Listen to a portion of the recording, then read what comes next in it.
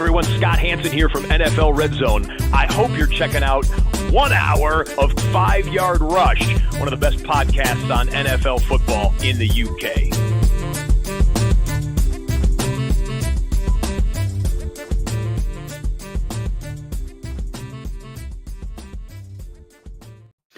What is happening, Rush Nation? We are back. We're back with another mock draft Thursday, and I've got a phenomenal guest with me. Even though he is not on these sides of the shores, he sounds like he should be, and that's because he is one of us, really. It's co-host of Good Teams Win, Great Teams Cover. It's a fantasy legend, in particular, with the amount of work that he has done over the years, involved in lots of charity leagues, lots of helping people get to grips with very complicated and difficult leagues. John Byrne, welcome to the podcast. Long time coming. Glad you're here. How you doing, my man? Cheers, mate. Yeah, that's quite an intro. I'll be clipping that one. Yeah, put that on LinkedIn. Yeah, that'll be going on. Yeah, no problem. All good, though. How are you doing? Mate, great. It's all good. It's, phenomenal. So last night I got the opportunity, I haven't posted this on X yet. I was going to, I got the opportunity to see Joe Dolan, who's in town. So that was a cracking time to spend some time with him and his wife as they're over here in the UK. So really good. We're fantasy season. We've got fantasy tournaments all over the shop. Yeah. The FFCC has caused less hassle than it does normally, which is like a win. Shoehorn that in this week. Thank you to everybody who really turned out for that, and lots of fantasy drafts. What about you? How is the charity season going for you? Scott Fishbowl and the like. Yeah, great. Yeah, got wrapped up with Scott Fishbowl. Miley got drafted really quickly. It was like done in a week, which it's kind of like, oh, it's great. Everyone's up for it, but then like you see everyone else still drafting 10 days, 15 days later, and you're like, oh, I kind of miss it now. But no, that was really fun. I was in a real good league. Got Zach Reed in there, Andrew Cooper, Jen Smith. So, yeah, some real hitters, yeah. I think I've missed folks. I don't think it is Jen Smith. I think it's Helen Martinez who is in there. Jen's just in a few of my eliminator leagues. But, yeah, some big hitters. So it wasn't an easy draft by any means.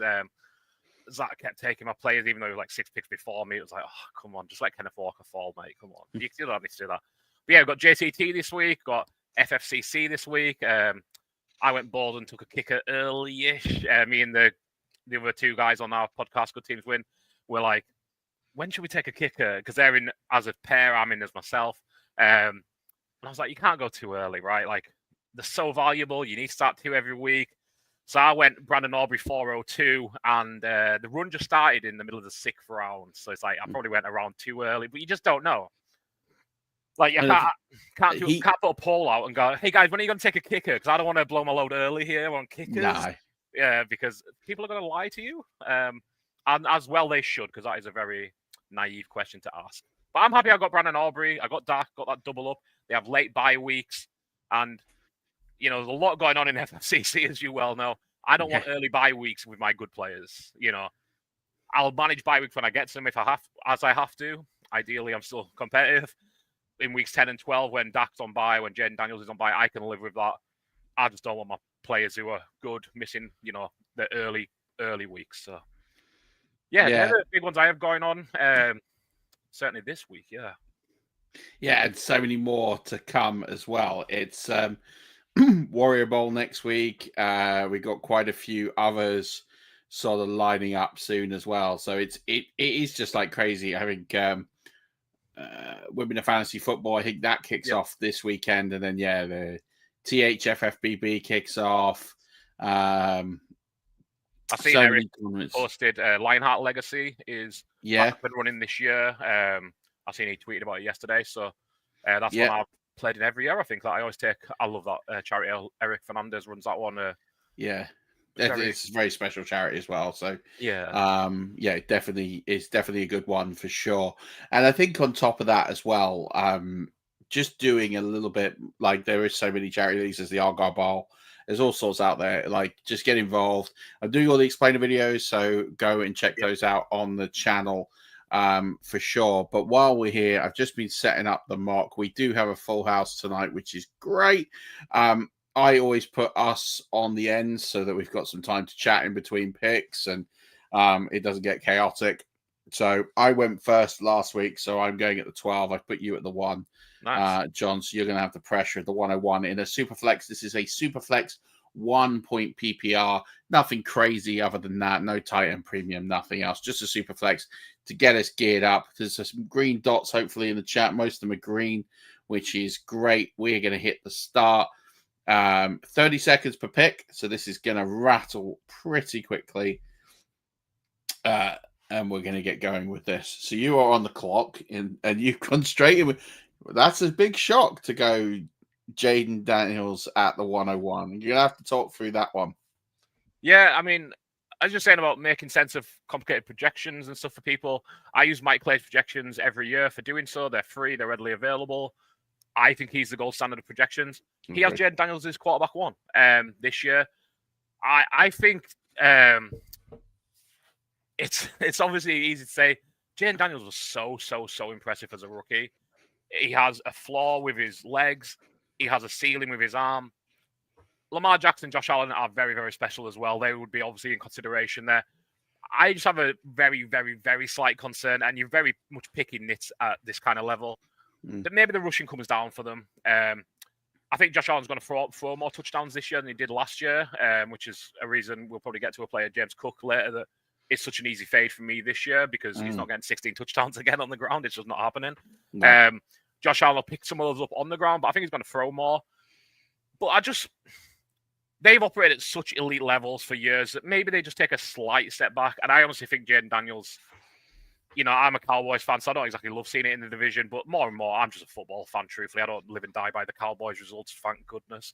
I love just watching Jaden Daniels, and I do think he is like the truth. I don't worry about any kind of CJ Stroud, like second year sophomore slump, because I just think he's too good. Like, CJ Stroud was still an okay quarterback last year, but CJ Stroud never had the fantasy ceiling that Jaden Daniels does, because there's very few players, in the lifetime we've been playing fantasy that do. He's an elite level rusher. He might be the best rushing quarterback in the league now, and he's a year in. Yeah, I think there's definitely a case for that. I struggle to put him probably ahead of Lamar Jackson just because of who he is and what he does.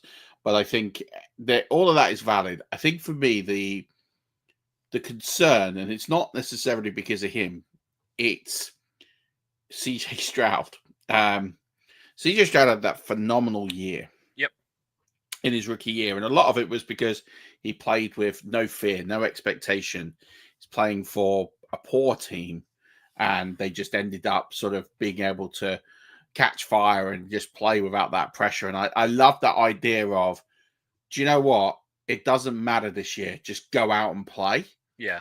And there's no, make your mistakes this year. It doesn't matter. You throw 20 picks, who cares? It genuinely doesn't matter to us. And just drown the noise out. Yep. And I feel there was a bit of that with Jaden Daniels. You had a free hit last year. You had a new head coach in Dan Quinn. You had Cliff Kingsbury, who perhaps has a bit more to prove, but he's going to get time to prove it. And I just feel that they played at such a high level because they played with a freedom of a team that's not under pressure, no expectation. And I just feel, and I have Jaden Daniels like QB3, so I'm not like stupidly down on him, right? But where I have to put him behind the other two is just simply because I just can't see a way that he produces the exact same form. I think there's a little dip in regression, not a huge one, but I do think he's still going to play to a very high standard, and I still think he is an elite talent. But I do have that sort of concern. It wouldn't shock me if he fell outside the top 5 for that reason. Yeah, it's understandable. Oh, hang on. I am back on the clock. Oh. Yeah, you're back on the clock. So I'm going to talk. We'll update the first round for those of you on the audio. So John took Jaden Daniels at the 101. Texans Fans UK, Justin Jefferson at the 102. Rich T89. Lamar Jackson, 103. Feels like a steal. Stevie, 31. Patreon, shout out Stevie. Josh Allen at 104. Feels a steal. Varley, who is a Bengals fan, took Jamar Chase at 105. Again, feels pretty good. Kurt, who was on the stream last week, current Warrior Bowl champion. He took Jalen Hurts at the 106. Mitch Bijan at the 107. Messi's the GOAT. Don't know if he is, but fine. Joe Burrow at the 108. Joel always likes to be outside the box. He takes Brock Purdy at the 109. Raider Butt 64, who is a Raiders fan, obviously takes Brock Bowers at 110. Can't hate that. Jets fan Seb, obviously reeling at the news of Justin Fields today and his toe injury, takes CeeDee Lamb at the 111. And then as a Bucks fan at the 112, with the best quarterback left on the board, it's Baker Mayfield. And then for Saquon Barkley to fall to the second round in whatever format, I don't care. I'm taking him. Like, it's an instant pick for him to fall there. Like, I thought I'd get Baker, and it was pretty much locked in before I did this draft. I was going to take Baker, barring something ridiculous, like 9 QBs going off the board. It was going to be Baker. Baker is my QB5. I have him over Burrow this year, as you say about predictions and true to yourself. I just buy into that offense so much. It's easy. And then, to get Barkley, there's a bit of a steal. We'll let some picks go. I think it would be good to talk about your journey into fantasy football, because you've been in the community a long time. Yeah. Maybe some of our British listeners aren't as familiar with your work, because you are stateside and you've done a lot with the Eliminator Leagues and a lot of the helping out Scott with some of the charity stuff. Talk a little bit around your journey, how you got into this, why fantasy football, and just sort of share your story a little bit, because it's fascinating to hear. Yeah, certainly. Yeah. So, I think like yourself, maybe, I don't know, misquote here. I just turned 40 the weekend. I know you didn't on the weekend, but very recently, right? Yeah, June last month, so you're fine. Yeah. And my first experience playing fantasy, you're on the clock, by the way. Oh, I am. You have a pause due, I think. No, it's fine. Or a repick. Oh, yeah. My first experience playing fantasy was Euro 96, I love that tournament in the Sun newspaper. I remember getting Victor Onopko as my budget defender because he had a very distinctive appearance. And I got into the NFL early noughts. And kind of what drew me to fantasy football and initially fantasy soccer, fantasy Premier League.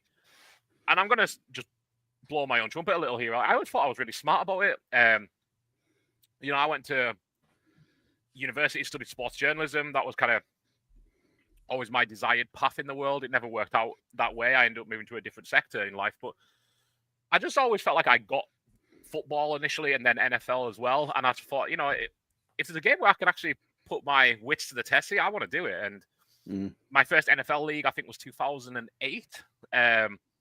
When I hadn't fully developed a love of the game, but fantasy football helped me do so. Cheering on my players every week, trying to figure out who to pick up on waivers, trying to figure out who to draft the following year. I think my first year I had like 4 quarterbacks in a 1 QB league. Not a great format, not a great way to do it, but hey, they're actually for the most points, so you take them all, right? Not everyone comes in an expert. And there wasn't as many resources available now as there wasn't then, as there is now, by a long shot. But yeah, I just absolutely loved it. And then the big thing for me was kind of the boom of social media, Twitter, and you could find like these people who had similar ideas. And you had the DLF forum, the Fantasy Guys Football Guys forums, a place you could just go and chat about fantasy football. Reddit then boomed in popularity as a huge way to do it. And truthfully, I've only been putting out content, and me, Paul, and Joe on the Good Teams Win Great Teams cover pod, we mainly focus on betting. We are doing fantasy this year coming up. I need to start actually doing some work on it to get some shows out rather than just talking about it, which is kind of, one of my bugbears of life is that, grand ideas and then it actually requires work to put out a good product every week. So that's why I'm glad we have the 3 of us doing the fantasy, the betting show. But yeah, I always just liked, after a couple of years, then got into heavily into Dynasty.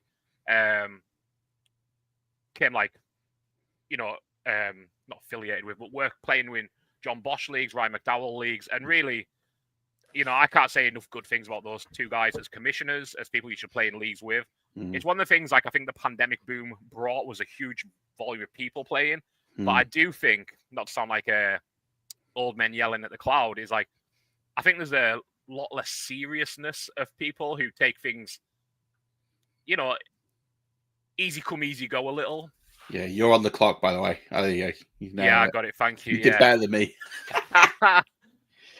Oh, it's tough for that second pick now because I'm thinking Justin Fields would be nice to just slot in there, but as he is right now, I don't think that's such a good decision because we don't know what fit state he's going to be in. I'll do a little. It can't be that bad. Someone trod on his toe. It can't be that bad, surely. But kind of the problem is, I'm not sure how bad it needs to be bad for Justin Fields. That's a good point. Because I think Justin Fields is kind of working on it being at like the 99th percentile outcome for him to be really good in fantasy. And he's one. I'm just not that sure his job's that secure. No. The Jets, I think, are very committed to it will be Justin Fields this year. But if it isn't Justin Fields, it's Tyrod, and there's nothing behind that. I have the Jets really projected highly this year. Relative to their win total. I actually have them at 10 wins, which feels crazy. Yeah, we just done our AFC East preview this week. And I really like the roster. And if Justin Fields, I trust OC, whose name I've forgotten presently, but he's from Detroit's passing game. They feared Justin Fields in Detroit. He always had good games against them. Aaron Glenn obviously loves him. If you can get a full 17 games out with Justin Fields, I think they could be pretty good. If they can use that run game, the all-line's great. If they can just run behind Breece Hall, who I've just drafted, because I think that all-line's going to be great, I think they're going to be fine. Justin Fields needs to play efficiently, and he needs to play all 17 games, though. And I know his injury is probably going to be a nothing burger, but it's just kind of on the SuperFlex of it all. I think you get good quarterback values pretty late. I was annoyed to see James has taken JJ McCarthy in the fourth, though, because I think JJ McCarthy is kind of the cheat code in SuperFlex this year. I think he could be. I think it's definitely, when you're looking at what's gone off the board, and I'll go through it in a minute, I kind of feel like him. There's one other I would have had over him, but yeah, I'd have felt pretty good about getting him there. I definitely think it seems to be quite a smart room. The QBs haven't jumped off in the way that perhaps they do in some more traditional drafts.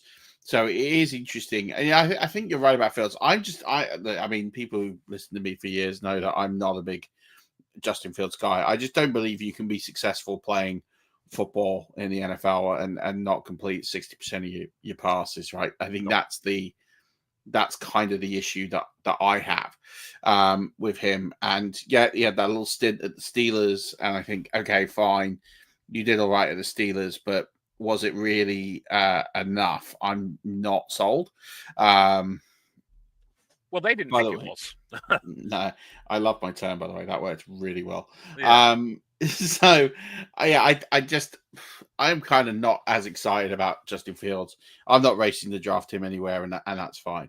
I'll just update the audio on some of the picks. So I told you I took Saquon Barkley at the 2-1.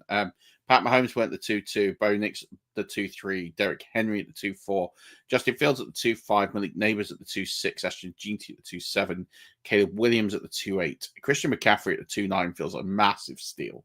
I love that pick. Puka Nacua at 2-10, Dak Prescott 2-11. You then went back to Ronnie Chan and Brian Thomas, who felt great values there. Jonathan Taylor at the 3-2 feels very good. I'm very high on him this year. Nico Collins at the 3-3, and Russell Brown 3-4, amazing value.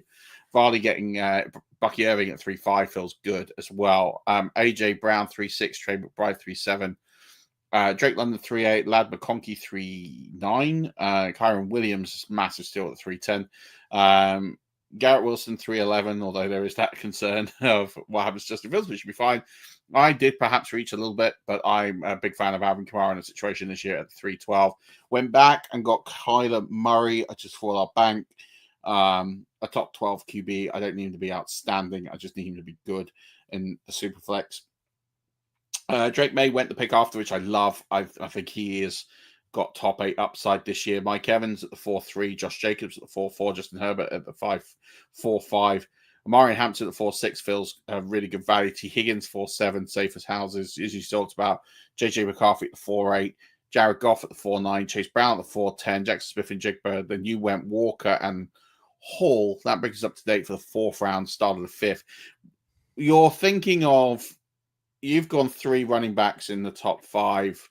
And I guess for me, you kind of took the last real workhorse in Hall. You could argue that Mixon and Connor could kind of be there and they were on the board, but they do feel a tier down. So, like, was it a position scarcity, or is it just this is a strategy in your build to take 3 running backs quite early? I don't want to be obtuse, but it kind of depends who's there. I fully agree that Brees Hall is the last of them. I don't want anything to do with Joe Mixon this year. I think he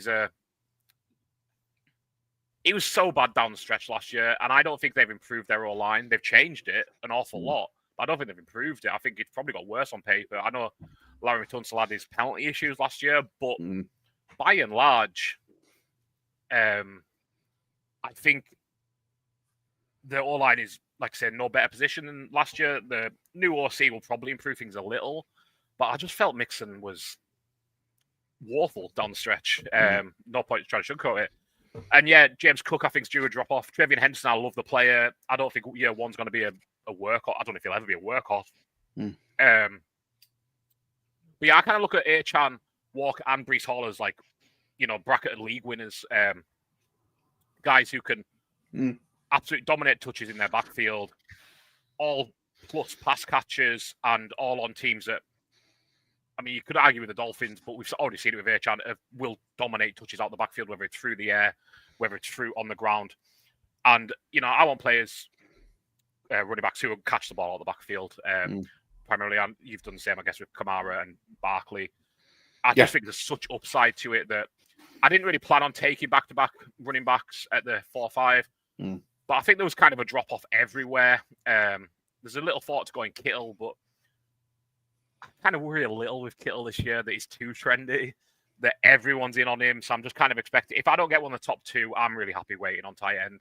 Yeah. A little spoiler to our other drafters here that don't need to worry about me taking one at any time. No, maybe it's coming up. We're not picking again until the 8th now. But yeah, I think Bowers and McBride are a tier above Kittle. Kittle's really good. I don't know. I just kind of worry he has a down year. I don't have any. It's very vibes based, I will say.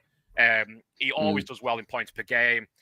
There's not much there in the 49ers passing attack to worry about. I just worry about it, and I can't really put a number on why. I'm a big fan of Kittle. I think this year I'd feel fine with him. I actually have him over McBride. I'm more concerned about McBride with the volume because last year there was not a lot to pass to, and you had Marvin Harrison getting up to speed. He is going to be dominant this year. He's going to get a lot more targets. I am surprised they probably didn't address the other wide receiver there, but that is fine. Like, I still think Marvin Harrison is going to take away opportunities for Trey McBride. I don't think he's huge. Like, I don't think he's going to take like 40 balls from him, but I think he takes 20.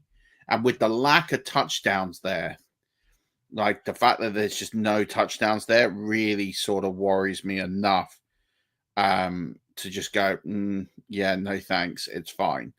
I didn't plan on doing this, but we're going to do it. It's fine. Everyone on the screen knows who I'm taking now. Yeah, and I think it's interesting. Like, I just think Trey McBride, I think, is not going to get as many targets. So when you take some of the targets away, it's like, what is he? He's a target dependent tight end. So I still think he's like 3, but I do have Kittle there. I just think Kittle's got that proven pedigree. They've paid Brock.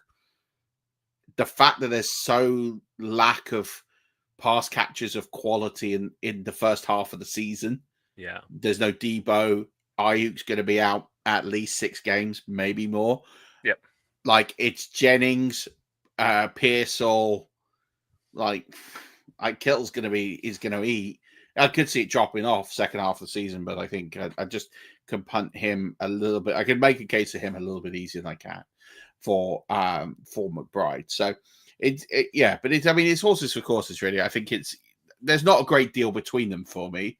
So anyone leaning the other way, I'm like, yeah, it's fine. I can get there. We'll summarize. We've pretty much summarized your team. You made 2 picks since, and then I'll get into my team. Yeah. You added to Daniels, Achan, Thomas, Walker, Hall, McMillan. You've added McMillan and Lawrence. So thoughts on just where you're at, sort of 7 getting into the 8th round? Yeah, so my second quarterback, I was hoping to get JJ McCarthy, but he went I don't know if I want to say too early. I really like the pick. I've seen him go later, so I was hoping to get him later. And then my second quarterback, kind of looking like I don't want Sam Darnold. Justin Fields, I don't really trust. I love Geno. You won't find a bigger Geno fan than me, but a bit early to go. And I probably don't need to tell you about Liam Cohen's offense. Yeah. I've already taken Brian Thomas. I love Travis Hunter. Again, you won't find many people higher than me on Travis Hunter. I hate the argument of he can't do it in the NFL. Let's see what he can do in the NFL. Because if you spent your career betting against Travis Hunter, you would have went broke a while ago. So I don't like the thing of what he can and can't do with Travis Hunter, because we've seen him do a lot of things that players haven't done before. So I didn't draft him here, but I think he's going about where he should, 5th, 6th round. And I just love the capability of Liam Cohen with Trevor Lawrence, who I think is a skilled quarterback. Brian Thomas is an alpha amongst alphas. And I just trust that between Travis Hunter, Brian Thomas, and Trevor Lawrence, they'll get it done. I think Trevor Lawrence finally has top 8 upside, top 10 upside, certainly. And yeah, I'm happy to bet on that. Yeah, you hit the nail on the head. I think I'm excited for what they do there. I've talked about it quite a bit on this channel. And I think it's going to be interesting to see what he does there with the weapons, Liam Cohen, because I think you can definitely get involved and get pieces of this in a really good way. And I think they're all reasonably priced. I think Brian Thomas Jr. for what he did last year is reasonably priced. I think Travis Hunter's reasonably priced.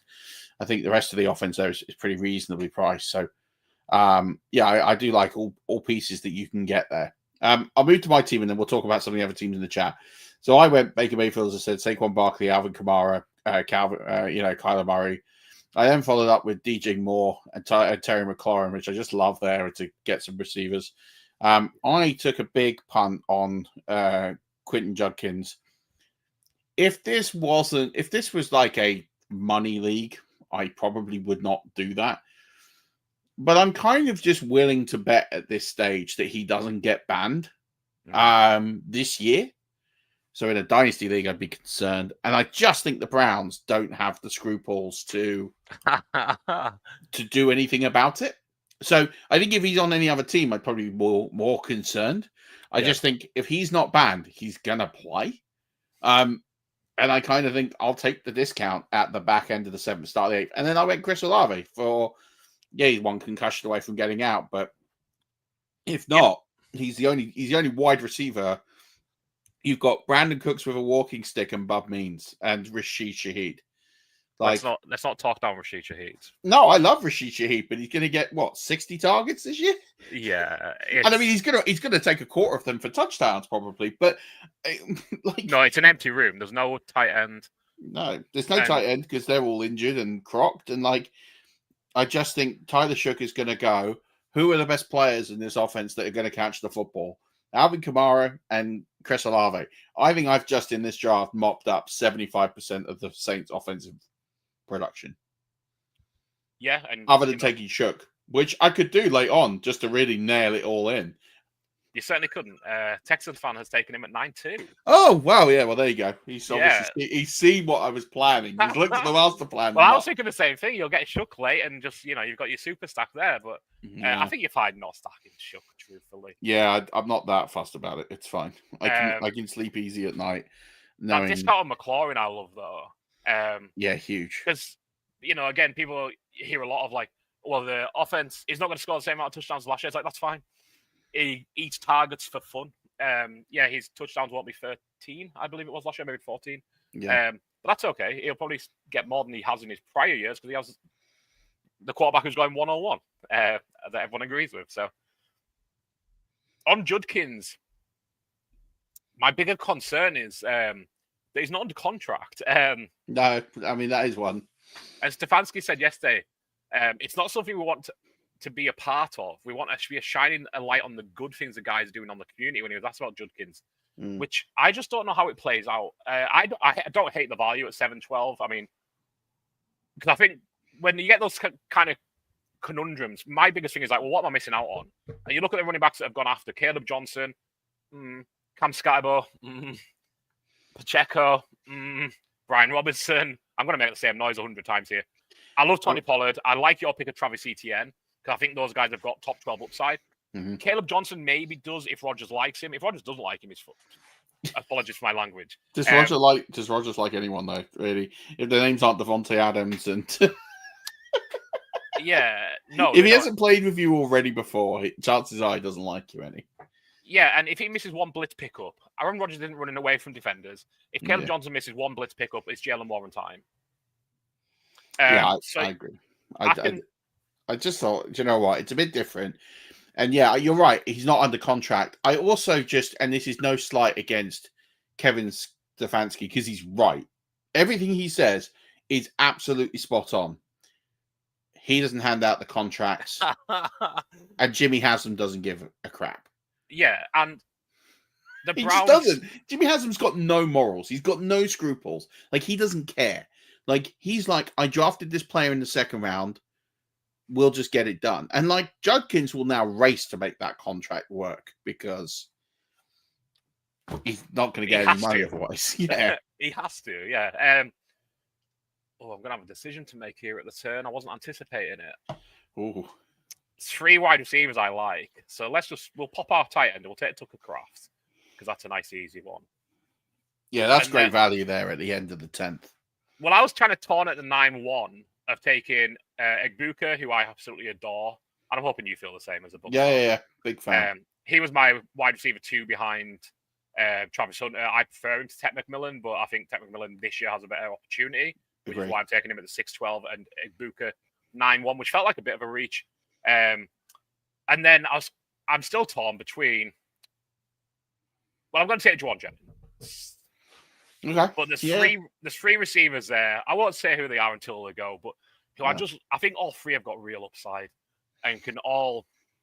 Truthfully, Egbuka, Jennings, and the other 2 guys, I just think are kind of all receivers I want on my team. Egbuka, like I say, you're a Bucs fan.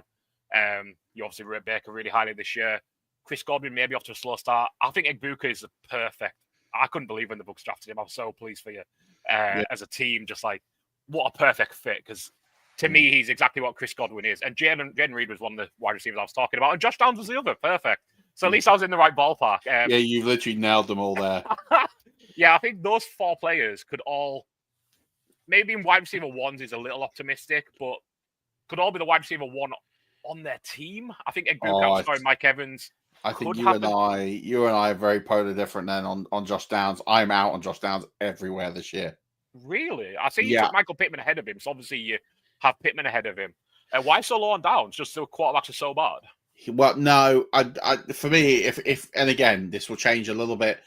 So my feeling is that Daniel Jones wins the job. If Daniel Jones wins the job, then, I think Pittman to the moon. I think he finishes in the top 18 easy. Interesting. You follow the money, right? He is paid as one of the best wide receivers in the league. They paid him a lot of money. He had some injury issues last year. Then he had to deal with terrible wide receiver play. The other thing that I'm concerned about with Josh Downs is the scheme fit around Shane Steichen and this requirement of only really playing with 2 wide receiver sets. Yeah. And then I just think Downs is the odd man out because I think it'll be Pierce and I think it will have to be Pittman because they've paid him. Like, it will have to be. They are not leaving Michael Pittman on the sideline.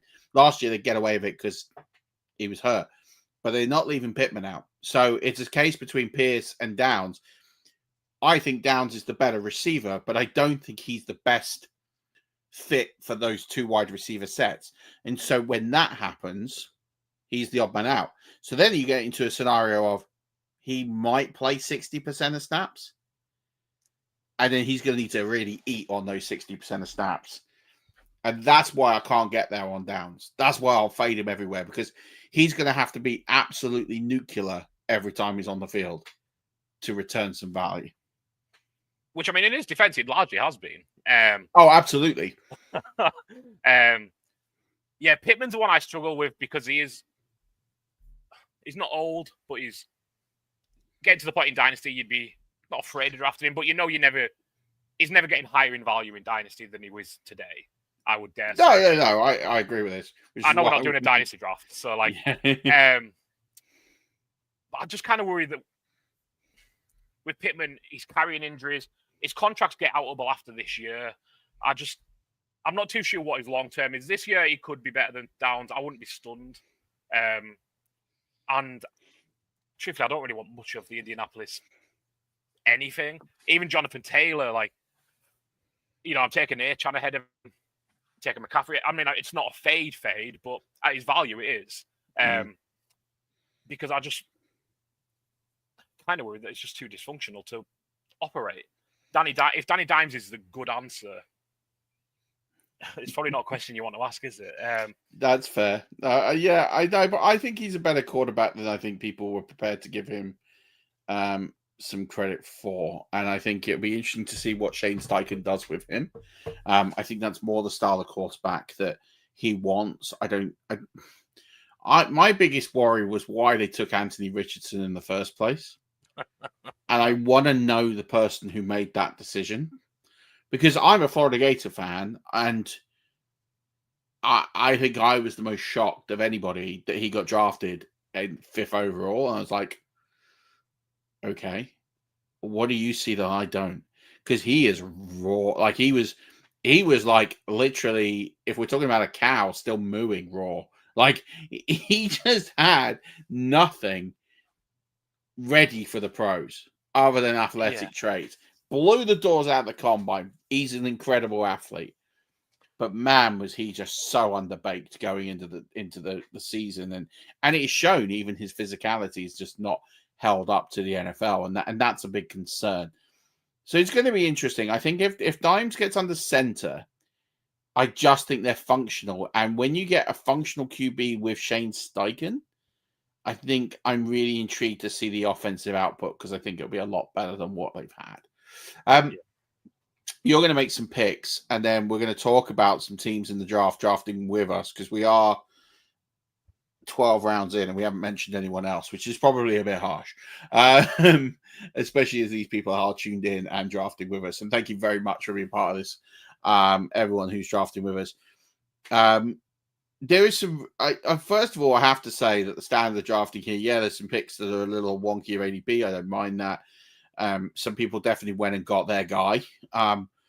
Who are you looking at here, team-wise, if this was a real league, and think, that they're the threats to a title this year to stop me winning it?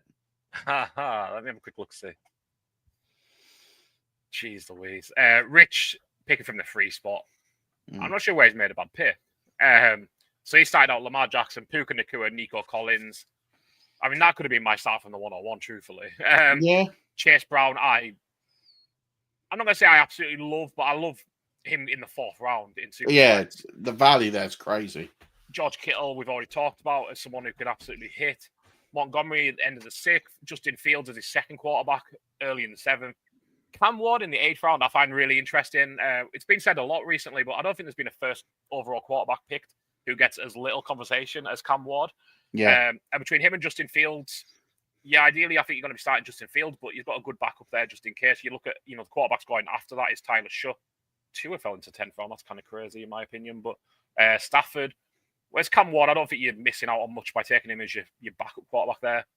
Debo, Josh Downs, who's obviously going to hit the ceiling. I think he's drafted really solidly rich there. Yeah, I'd say there's a lot of doubles there. There's a lot of solid picks. I mean, you get Jackson 103 is phenomenal. I think, there's not a pick there. I'd almost say from where he is and where the board fell, those first 5 picks pick themselves. Yeah.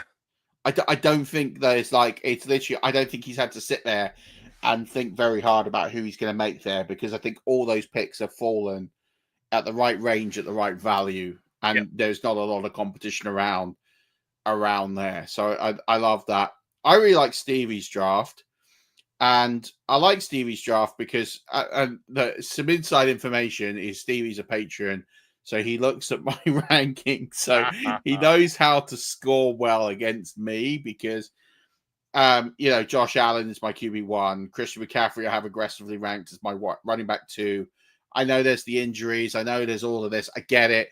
I just think in the second round, late second, I'm like, you got to press the trigger there. Yep. I love St. Brown. He's my wide receiver 3 this year. I'm not as worried about him as I am worried about other pieces of that offense for sure. And then when you're looking at like other sort of available options there, I really like Garfish's sort of second QB. There might be some regression coming this way, but I'm fine with that. Cook, again, the thing is, if he swaps the Cook and the Connor picks, I'm a lot happier. But he's got them both, so it's kind of irrelevant. I love Cortland Sutton where he's got him. And Juku, Godwin, Money, like Mooney, Tracy. I mean, Tracy could be, a bit hit and miss, but I think for where you get him, he's the starting running back in the 11th round. He's gone 2 rounds later than the guys behind him on the depth chart. Like, I just think that's crazy. Yeah. And then, Jane Blue and Aaron Rodgers, which I don't love the Aaron Rodgers pick, but he is the last starting quarterback left on the board, I think. There's maybe one more. Well, pick Cleveland, I guess. Well, no, because I think Flacco's Flacco gone. went 12-11, you're right, I didn't. Yeah, so I think he genuinely got the last quarterback as his back. So I like that draft. And Kurt's draft as well, Baba Joshua's is decent. Like, he's hit a lot of wide receivers. He's going to need some luck at the running back position. But I think, especially to get Javonte Williams where he's got him, I feel is exceptional value.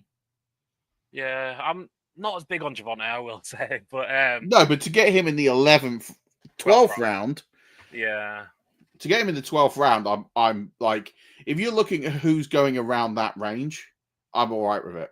Like, he went what, 2 picks before Jaden Blue. Yes, you could have gone Dobbins, and that's fine, but I don't think I would take Jaden Blue either, though. I don't want any of the Dallas running backs in the 12th round, truthfully. No. So I understand if you think Javonte is going to get volume, or you think Jaden Blue's going to burst, then I understand it. I just don't. So that's why I'm not on them. But otherwise, I love Jordan Mason, though.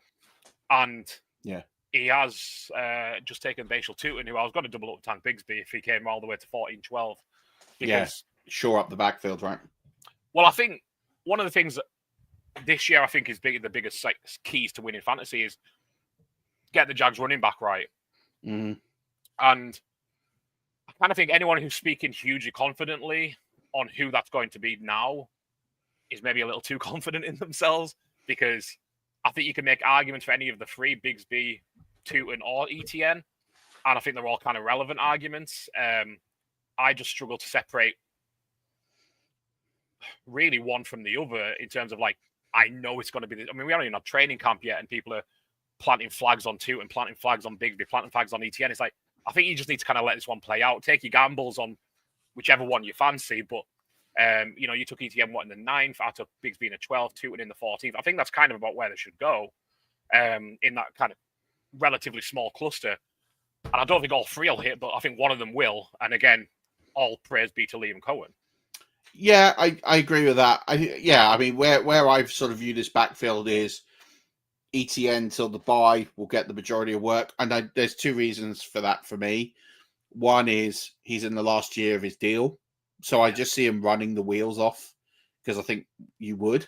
Like, you got a resource, you've got limited time. I don't think he re-ups there unless he has a stellar season, and then who knows. But I could see him dominating the first 8 weeks of the season because it's what you know. And he wasn't healthy last year against another player who was injured. He had hamstring injuries and whatnot.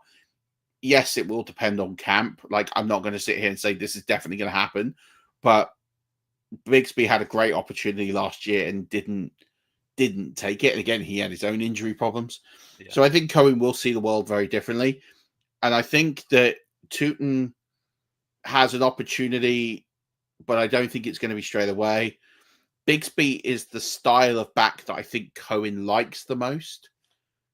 But he's going to have to work on the handling issues, and he's going to have to remain strong, and that blocking has to improve a little bit as well. Whereas I think ETN just kind of does enough of everything well enough to get the early set volume. But I do think it flips. And I think if you're sitting there, I think you got 2 schools of thought. Do you want the guy who's going to get the early volume, or do you want the guy who could be the league winner? So I think I ended up with the guy in the first half. I think you have probably ended up with the guy in the second half. And there's the argument that Tootin could come through and do that. I think I kind of projected it that he would. I've been thinking for the last week that I'm not so sure on that anymore, because I just look at Bigsby's skill set and it matches so much to what Cohen wants out of his running backs. So I think you and I will probably take the, I mean, again, we don't know. We're having a training camp, but I would be surprised if ETN didn't start as the one to start the season, but I don't think he's going to be successful enough to. I kind of see, if I'm comparing it to the Bucs offense, right? Because again, that's what we're looking at. Yep. ETN is the Rashad White. Yep. I think Bigsby is the Bucky Irving light. I don't think he's going to be in the same stratosphere as Bucky Irving, but I think he's going to be the guy. And I think Tootin's going to kind of get the rest. So he'll be like the Sean Tucker and everybody else kind of role, which I mean is fine. So I think it's going to be interesting to see what happens, but that's kind of how I break it down as it stands. Where are we at? You are picking again at the end of the 15th. Yeah. Your last 3 picks. This has flown by. It's really gone quick. Shout out to everyone here who has done a phenomenal job. It makes these things so much more fun when everyone's in and actually active. Yeah, I think we've had one auto pick, which is pretty good. Yeah. So yeah, who's draft? So here we go. The big question, and don't feel bad, everyone here. I know them reasonably well, and no one's going to get offended. Is there a draft here? Is there a team that you think, in for a rough time this season? Oh, other than the guy at the 112, let me have a look. Yeah, I know. He's a donkey. What's he doing in here? You let him in. I think it has been a good room. Yeah, I love CD Lamb at 111. I'm trying to find one that I don't love the start of, at least. I don't like Caleb Williams in the second round, I will say. I think it's going to be a case of picking picks that I don't especially love more than teams. But that team gets so much better. If you take that pick out, I like Irvin at third. I like McCarthy, as we've talked about. Henderson, I love. Kelsey. I think Kelsey's great value where you get him. Worthy with the Rice news. Odunze, I think is going to come along. Pacheco, with how late he is, feels good too, as you mentioned. Great pick there. There's a lot to love late on in that draft. In this one, late on, Kincaid's a player that I'll kind of like at his value this year as well. And I think it's one of the things I think we've got away from a little in fantasy the last couple of years is like the post-type sleepers. And Kincaid obviously had a dud year last year relative to where he's been drafted, but he wasn't actually that bad until he got injured. And I also love Ray Davis, probably my favorite handcuff in the entire. Him or Jordan Mason, my two favorite handcuffs. I'm pretty sure this year. See, I don't hate his team by any means. I mean, you get Jamar Chase, Bucky Irving. I love JJ McCarthy. I already said so. Caleb Williams is maybe the pick I don't like there. It's trying to look at the early rounds of who's kind of stood out. I don't think anyone has a bad team. I know that's really sitting on the fence. No, I don't think so. I put you on the spot. I don't think anyone has a bad team. I mean, I don't love Purdy at the 1-9, but to get Henry, McConkey, Jacob, Hunter, Love, Harvey is a bit of a reach there, but then Addison, Warren, Golden, Ayuk when he's fit, even Harris to get him as late as you have. Keon Coleman could come along. I like that the draft gets better as the rounds go on, but there's a few whoa, what's going on there? The Rashee Rice pick is going to stand out as one of but in the 6th round, you're like, well, why not? If he doesn't get banned, I mean, it looks like he is, and 4 games isn't what it used to be. I think you can overcome that reasonably quickly. And then, Scalabo, we talked about Tyler Shook. There's going to be some issues on this team, I think, a little bit. Yeah. But then I love the late rounds. Ford could be the starter. Likely could break out. I mean, there's some interesting picks. It's kind of like a up and down kind of draft. Yeah. I do worry about that second quarterback on the team, though, as well, actually.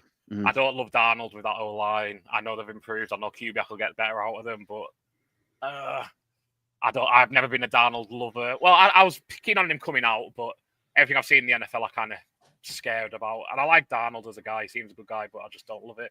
Yeah. Shook. You can't have high expectations for Tyler Shook. Or I'll have what you're having if you do. And Joe Flacco again. I think he's going to struggle with that second quarterback. I mean, that's why he's taken a few. I kind of appreciate the approach. I wouldn't have taken Sam Darnold, I guess is kind of the point. I'd rather put Justin Fields in for a higher ceiling. I'd take Bryce Young as a higher ceiling. I think even Geno, Tua, Matthew Stafford probably have higher ceilings as well. Yeah, Sam Darnold is one I'm really out on this year. So that is kind of, yeah, as you get more into the mid rounds, I'm not loving their draft. Sorry, Mr. Texans fan UK. Yeah. Is that Graham? I don't think it is, no. Oh, I was going to say, he does the same username, but I didn't think it was either. I was just unsure. But yeah, that's about the only one I didn't love. And I've just seen I've got a player in my queue and I didn't take them. I took a third quarterback instead. The player in my queue is going to be Miles Sanders. Okay. If I have to take a Dallas running back, it's going to be Miles Sanders because I don't think he's much worse than Javonte or Jaden Blue. And he goes like 7 rounds later, and I just don't understand it. I think they're all garbage. Yeah. Kind of is ultimately the point. But if I'm going to trust one of them to maybe fall into volume, I'll take the one who's going basically undrafted as my punt on it. That's fair. So let's look at your team. We are at the end of the draft. I picked the most underwhelming Mr. Irrelevant ever. I forgot I took Cade Rotten the round before, so I don't know why I did it with 3 tight ends, but why not? I'll chase with Arroyo, see what happens. Daniels, Achan, Thomas, Walker, Hall, McMillan, Lawrence, Williams, Igbuka, Kraft, Jennings, Bigsby, Byrne, Benson, Henry, Allen, and so Braylon Allen, who I love, by the way. I think that's a great pick of where you've got him. And then Jackson Dart to finish up. How are you rating that? I mean, I picked all the players, so I can't be too harsh on it, right? I like those middle-ish wide receivers I was able to get. I love Jameson Williams this year. Evan Silver has him as a top 15 wide receiver this year, which feels a little wild and a little rich to me. But I think getting Tet, JMO, Igbuka to go along with Brian Thomas, your alpha, I think is really nice. I already talked about Trevor Lawrence as an ascending player to go with Jaden Daniels. I like his team a lot. Hunter Henry is the second tight end, whatever. If I was taking a defense, I would have took the Broncos defense at the last turn there. Did they not get drafted? I know we didn't all take a defense, but I think they start with Cam Ward at home. So that's kind of how I play defense. Give me the week 1 matchup and I'll work from there.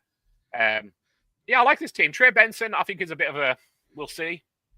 He flashed at periods last year. No one I'm high on, but again, at 14-12, you know, running backs going after is Rico Dowdle, Justice Hill, Jalen Wright. I think he's as good a shot of any of your handcuffs going that late. Yeah, I like this team. I would play a season with them. Yeah, it could be a fun one. I have gone Baker Mayfield, Saquon Barkley, Alvin Kamara, Kyler Murray. This is the worst dynasty team of all time. DJ Moore, Terry McLaurin, Quinn Junkins, who we talked about, Chris Olave, Travis Etienne, Michael Pittman, Jake Ferguson, Russell Wilson, because to me, he was the last quarterback on the board. I was never taking Aaron Rodgers. Cedric Tillman, Guerrero, if something happens to McCaffrey, Josh Palmer, just to see what he is. And then I went back-to-back tight end in Cade Otton and Arroyo. And I don't mind that because I'm not so sold that Ferguson is the guy. I think he'll be fine, but I don't know how good he's going to be with the trade that's come in for Pickens and what that eats into his opportunity. So Cade Otton is kind of like a steady Eddie, but his opportunity could really sink. And then you got Arroyo, and I kind of don't mind it. Like I did it by accident because I've forgotten to take an Otton, to be fair. But I kind of don't mind it because in this team I'm having to drop 2 for the kicker and the DST. Yeah. So it's like I can basically evaluate my 3 tight ends in camp and preseason, and then go, which 2 do I want to go with?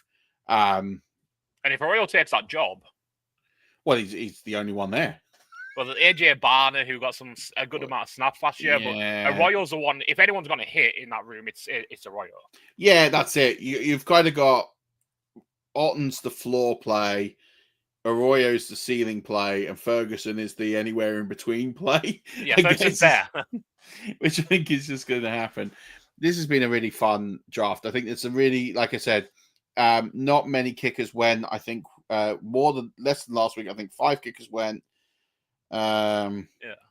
8 DSTs. Someone's been listening to me. Don't bother taking your DST. Just take the Steelers guaranteed top 5 DST. Almost every season you can book it. For like the last 14 years, they have been in the top 5 DSTs like 9 times. Yeah.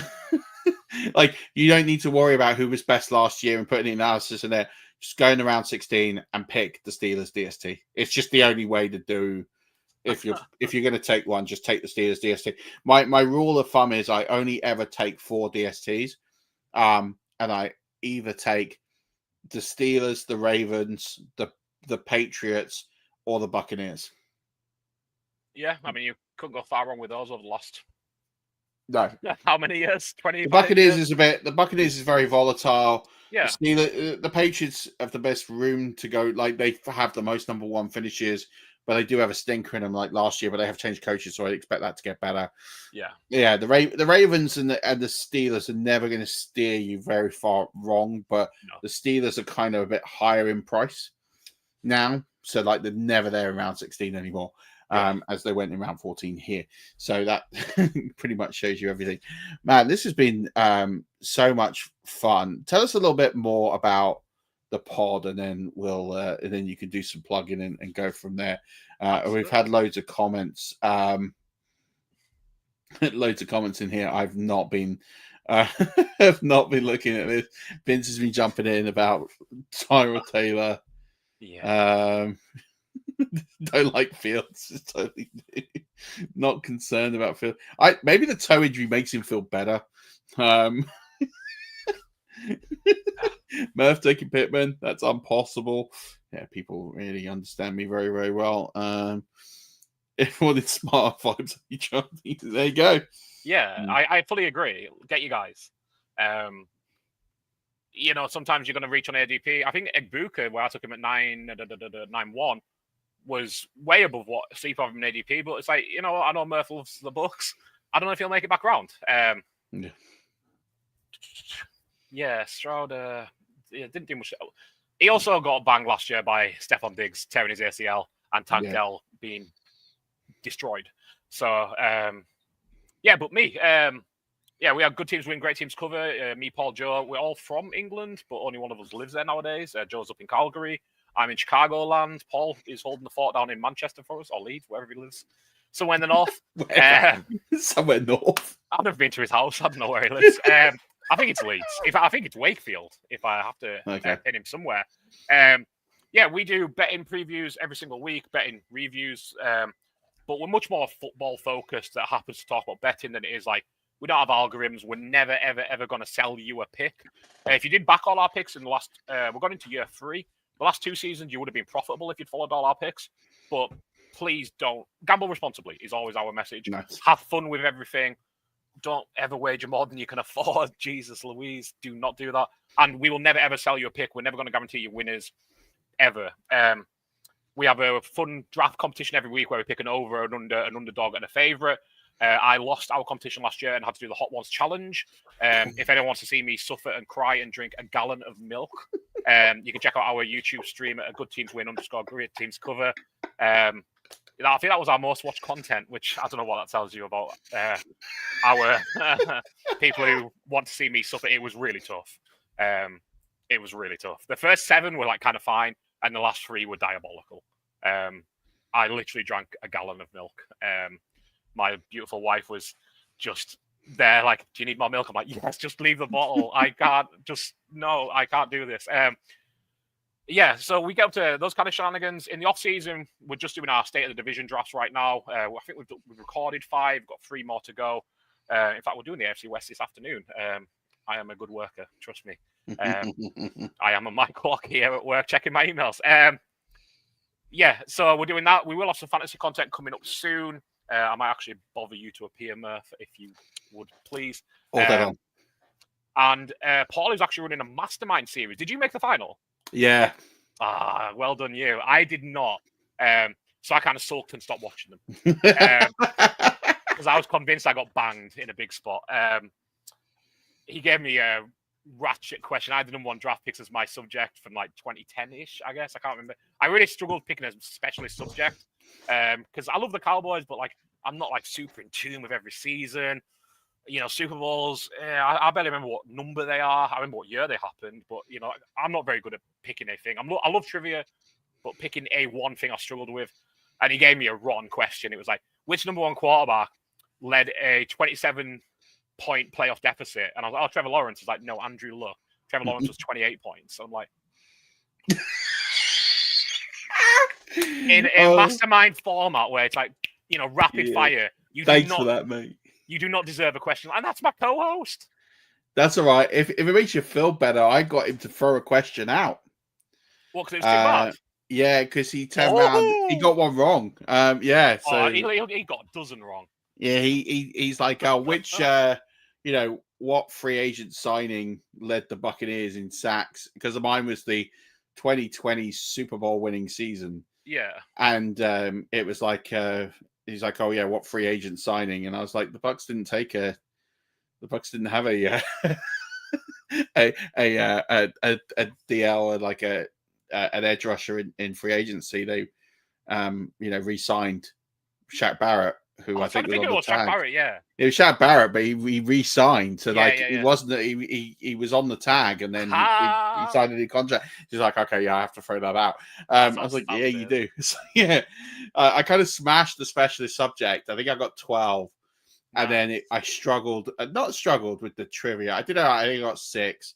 But there were some real basic ones. Like, I did get through. I was like, I forgot that Peyton Manning was called the Sheriff. And there were some like real obvious ones. I was like, I hate that, you know him, but yeah, I'm not great on nicknames. But yeah, it's fine. Like questions I knew, but I just couldn't get them out of my brain. But it's all good. Yeah, I mean, great series. And the podcast is incredible. We'll share some links. Yeah, of course I'll be on and we can talk some fantasy and this has been a fun show because there's been a lot of differing opinions, but good ones. And I think, I've learned quite a bit from you and some of your takes. I think, okay, there's some things to file away and look at again. And I think there's some really interesting things. And I think talking about like the Jags and some of the teams, I think there's been some good stuff. And then again, I think really good draft. I'll share the photos. People take a look. There were some smart people in that room tonight. You'll definitely walk away a bit smarter. Amazing work, my friend. Tell me and tell everyone where they can find you, where they can interact, where they can find the pod, and anything else you're doing. Yeah, so I am John Byrne. Go by Byrne in a lot of places. My Twitter, my Blue Sky, my Instagram, everything is at Byronchenko. Thankfully, no one ever took that when I was younger. That's a tribute to one of my all-time favorite players, Andrei Shevchenko, one of my all-time favorite soccer players. And Byron, you couldn't just get anywhere, so I had to add something to it. So we went Byronchenko so many years ago. And now people think I'm a Russian or an Englishman. I certainly don't think I belong in Chicago. So yeah, I'm at Byronchenko everywhere.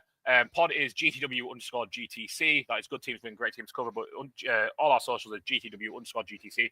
YouTube, Spotify, Apple Podcasts. Anywhere you get a podcast, you can find us.